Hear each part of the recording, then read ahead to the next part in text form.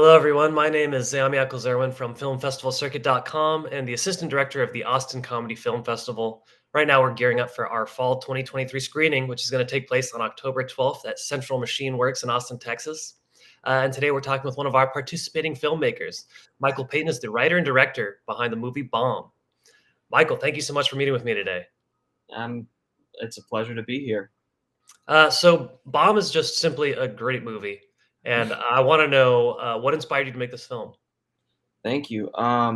Yeah, it's kind of an amalgamation of a few things. I was inspired by how I'd seen hard music portrayed for brief flashes in movies like Green Room or Sound of Metal, but I noticed that they didn't last the whole time. Whiplash has a 10-minute long drumming sequence as its climax. Right. Those films, Green Room and Sound of Metal, respectively, they have these very stylistic bursts of musical performance in them, but they're more focused on other things.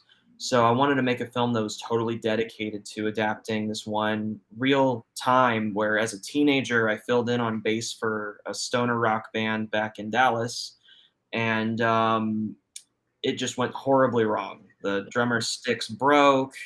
The bandmates were zooted out of their minds. Last minute, they said, "Hey, by the way, we're wearing business suits." They turned the house lights on while we were on stage. Oh, The only no. people enjoying it were just trashed out of their minds. We somehow went through it. Nobody knew the lyrics to their songs. But one thing I took away from that performance that I hope comes through in the film is that live performance, punk, hard music, all that stuff, it's just an outlet. And it's analogous to life, where if you just pretend you know what you're doing and you do it to the fullest and you're just true to yourself, things are going to work out. That's what it's all about. I love that. Well, it's really interesting that you say you're putting a little bit more screen time on hard music. We don't get that, and there are plenty of people who don't want to sit with hardcore punk in their ears. But it's really cool to Oh, actually put a face to that. And the character of Lane is so interesting because this character is you know hardworking and trying and getting into the scene. I'm curious a mhm. little bit. What was it like to write this? Because it comes from a personal experience. What is it like to write a story kind of from your own life? It just kind of flows out. If you know the experiences and you can actually recall where you were, how you felt, um, the events of the night, it already kind of means you have a treatment in your head. Right. I also am a songwriter. The same thing can be said for the songs. If I were to write a song about a breakup, it's instant material. It writes itself. You just Right. have to put the artistic flourishes on it, and sometimes embellish here or there. There's a fun vomit gag that I added in, I love just that to part. escalate things. Just thinking, how can I make it worse? So I actually drew inspiration from this performance from a band, Dance Gavin Dance. The vocalist at the time, Johnny Craig, vomited on stage. So I was like, okay, I can just pull that. Kurt Cobain tanked a MTV performance on purpose because he was spiteful. Take a little from that, Right. and you just kind of get creative with your own experiences because the audience wasn't there. They're not going to instantly get what it's like not to know how to play a bass. But if you insert a little cookie for the audience, like maybe the character has a cut on their finger, Right. and then as they're playing this, you visually see blood coming from their fingers. You're like, oh, this is painful. Um, so it was fun to find little ways to communicate an exaggerated version of the truth of what I'd actually Totally. experienced. Well, I think the key there is the attention to detail.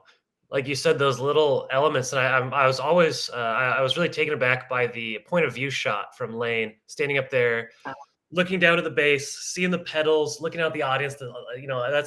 That's true to life. That's exactly what it feels like, and you're conveying that very well. And I really love those little details because it's a comedy film, but there actually is I think a lot of heart and a lot of kind of serious drama that's happening. And the reason why it works so well is because you have the details to get that emotional impact and really stand in those shoes. And I'm curious, another element that's so great is the characters. Lane is kind of the identifier, but then the singer from the band is so awesome and ridiculous. And I'm, yeah, and he's kind of an anti-hero. He tanks the show, but Mhm. then he vomits in the kind of the bad guy's face, and that part's just awesome. Tell me, what was it like to kind of like write these characters now, fill it in with these personalities? Yeah. Well, I met them. I met Okay, the personalities that I pulled from in real life. I mean, um, when I was back in Dallas growing up, I would play studio sessions. I would do studio backing vocals and bass and whatever was needed because I just hung around a lot of creatives. So there's so many times where I was in the studio and somebody reacted bad to an edible, so someone had to step in and do that part. Or I mean, the detail of the cigarette that he's got when he first comes in, um, that's straight from a frontman of a band that I was part of. So you just kind of, like I said, it's a puzzle. You take these little right, pieces and you just kind of combine them. There's a certain archetype that you make out of them. Like it's kind of unconscious because you've watched so many movies or consumed so many stories right, that this patchwork of a character starts to blend together and become sort of this force of chaos, this driving element in a story, sort of like some of the ones you may have seen before. Um, but I guess that just speaks to how these stories that we celebrate so much, they all come from a real place. There's a reason totally. they resonate. I love that, and I love the idea that people you know in real life can make this sort of archetypal imprint on your brain, and you'll never know how many years later, but you'll think about them, and you'll get this Mhm, strong impression. Here's another question I have.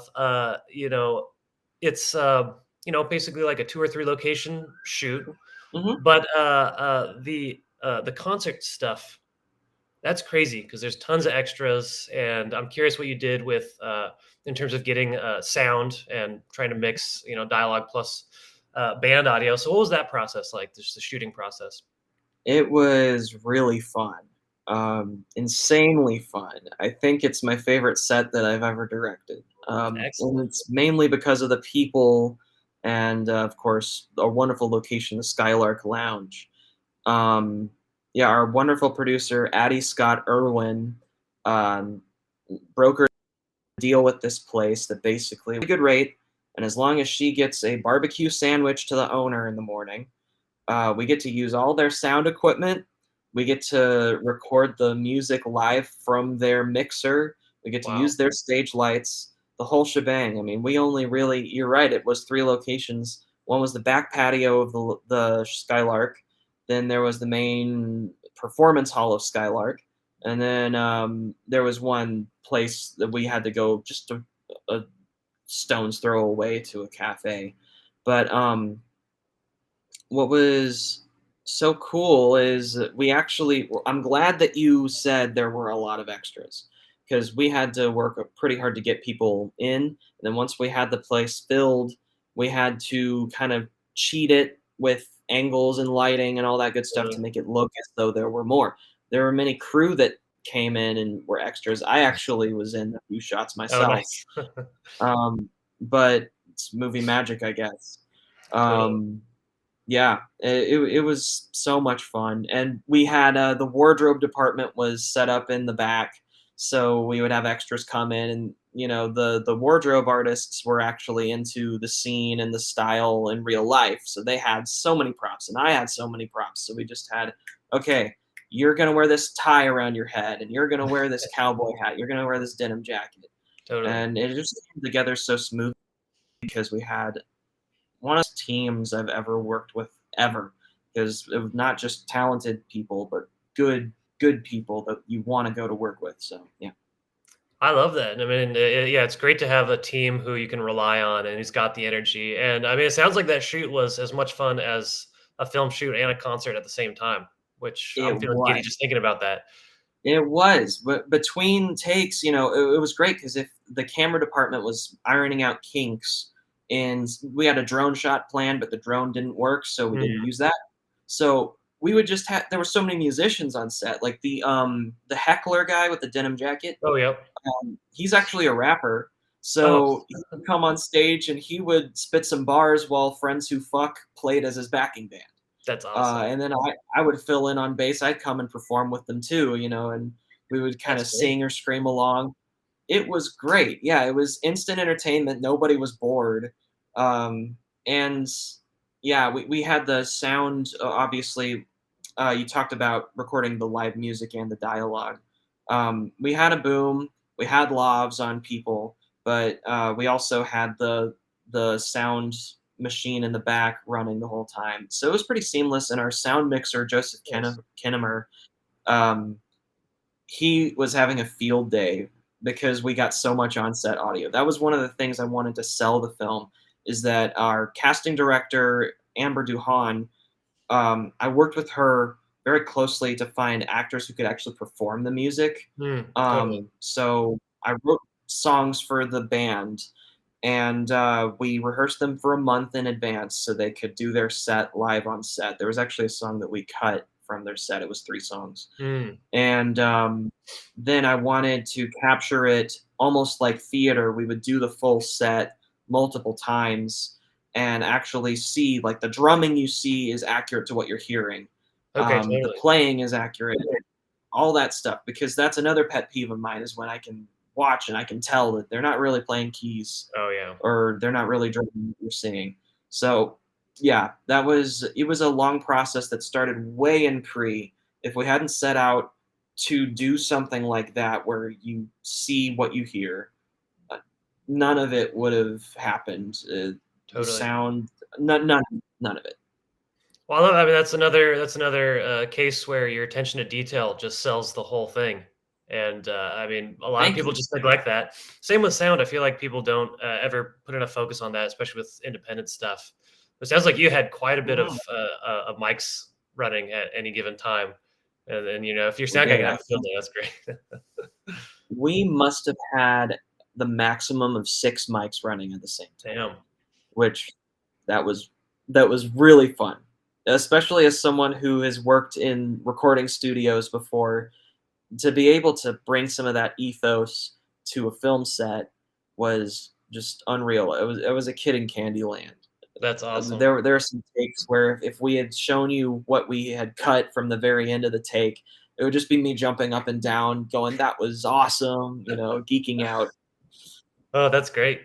Well, tell me, what did you learn from this process? Did you take any new insights on, writing, directing, filmmaking? I'd say it reinforced a lot of insights that I've learned just throughout a life doing performing and theater and film and all these different collaborative art forms. Um, is that it really does take a village, Mm, sometimes an army. You keep mentioning attention to detail, and I really appreciate that. But especially on an indie production, yes, a director and a writer can have attention to detail, but there's only so much of that detail you can pull off and really showcase without a right. team of passionate people. So, Mary Stone, art director, that's just one example. We were talking about the look of the film. We had the art department with the camera department. We were just, you know, it, it just kind of, I guess the attention to detail comes from the whole team we had around the film. And it was to the point that my DP, Josh Bolin, Um, we went through every shot that we had put on a spreadsheet. It was like 90 shots. And we spent all that month we were rehearsing the band, going through all the shots, and it was to the point where I was like, "Look, if anything happens to me, God forbid, I would trust you to direct this thing." And there were multiple people on the set that I would say that about. So, it attention to detail is truly achievable if you trust your collaborators, and then it takes weight off your shoulders. It becomes Totally. something better than you could ever have in your head. So, yeah. I love that. Yeah, definitely have to rely on your team quite a bit, especially in independence. You have No, to just have the faith in them and really give way to that collaborative effort. And that's kind of the mhm, fun and the beauty of it. yeah. Well, tell me, And what are you working on? oh, sorry. I was No, just saying continue. everyone has ownership over it. Right. It's our film. Yeah. Well, what are you working on next? Do you have any more shorts planned?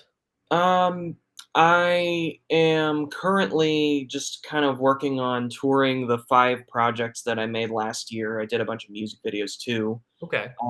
There's a jazzy math rock band that I found, that I'm gonna do some studio session videos of. Oh, sweet. They're gonna have, like, an in-studio concert that I'm gonna shoot with the DP of Bomb. Um, and other than that, I mean, I'm just enjoying this time. I just graduated film school. This was my thesis film. Oh, congrats. Oh, thank you. This is a time where I'm just putting myself out there, fishing around for work. Austin's an exciting place if you're just starting out in film.